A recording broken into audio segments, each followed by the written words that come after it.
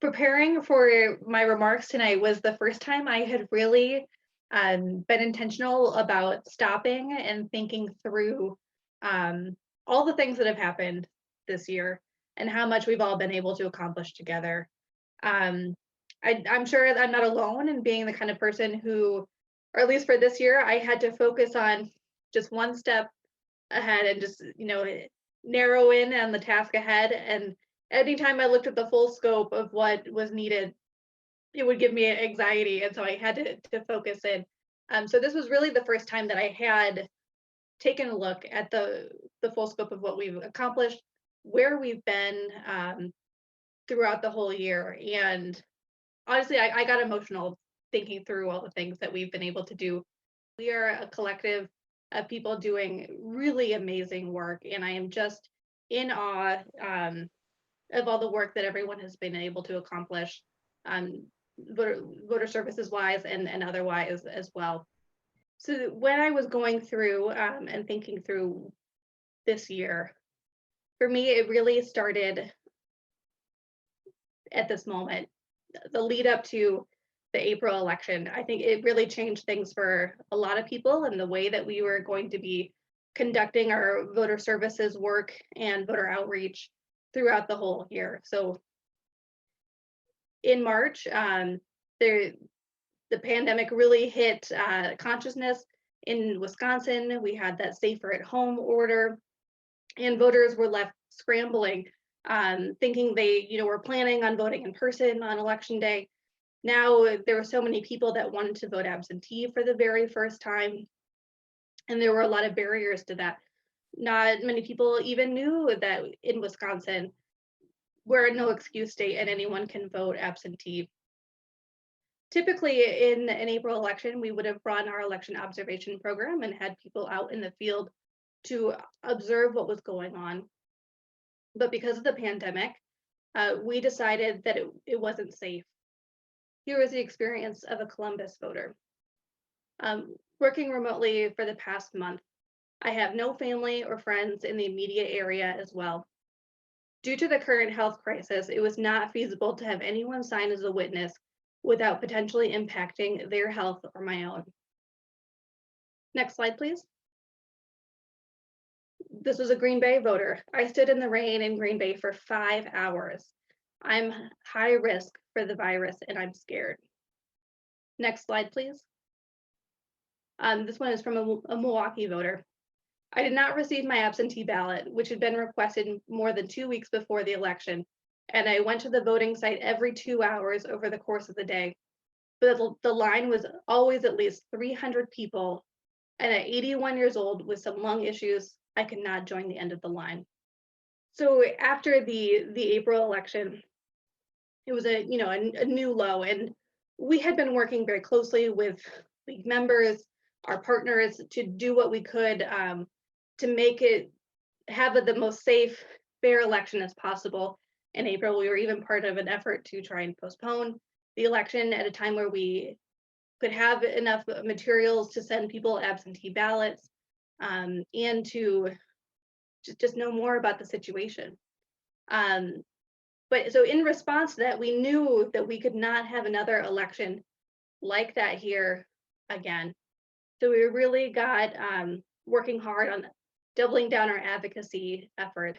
People on the purge list from being removed from the rolls. This was something that started before the pandemic, but we still were working on it well into November. And I'm really glad to say that I'm part of an organization that stepped up, is monitoring the situation, took legal action. Another thing that I'm happy to report that we advocated for and that happened was the addition of the smart tracking barcodes on the absentee ballot envelopes to voters. So there were issues of ballots getting lost in the mail, and we didn't want that to happen. We were really supportive of the Elections Commission's idea to add this tracker so voters had more transparency of where their ballots were at in the process and in the system, and to make sure that nobody's ballot got lost in the mail. Next slide, please.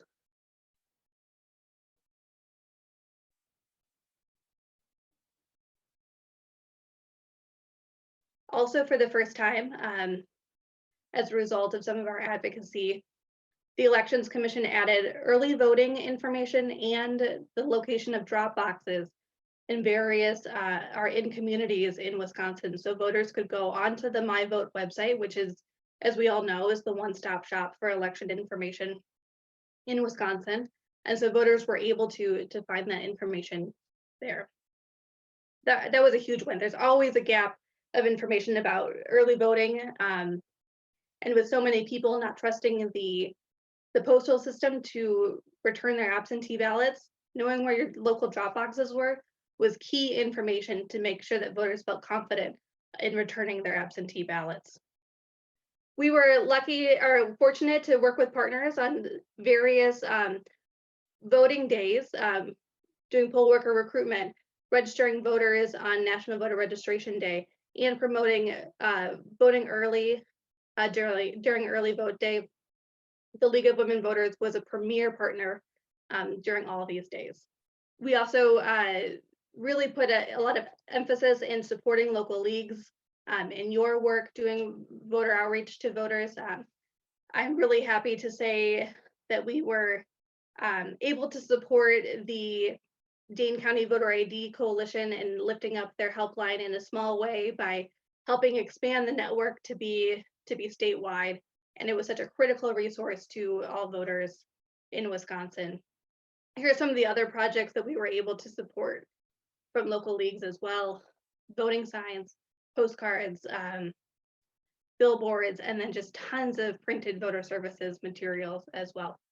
For the first time on Vote 411, it was fully accessible in Spanish, and we were able to put early voting and drop box locations information up on Vote 411 as well in both English and in Spanish. We also we're tentative in canceling our observation program in November as well. But it's just such a crucial election, we decided that it needed to go on. Worked with so many partners to make sure that this happened. And it was the election of many firsts. We had observers looking at early voting, central count locations, drop boxes. We used electronic reporting so people could report to us in real time, and had social media monitoring, looking at tracking disinformation and misinformation online. Here's a look at the voter turnout in November. All of this work that we did was leading up to this day of record voter turnout. And I put together these two charts that show the differences in election turnout and types of voting between November 2016 and 2020.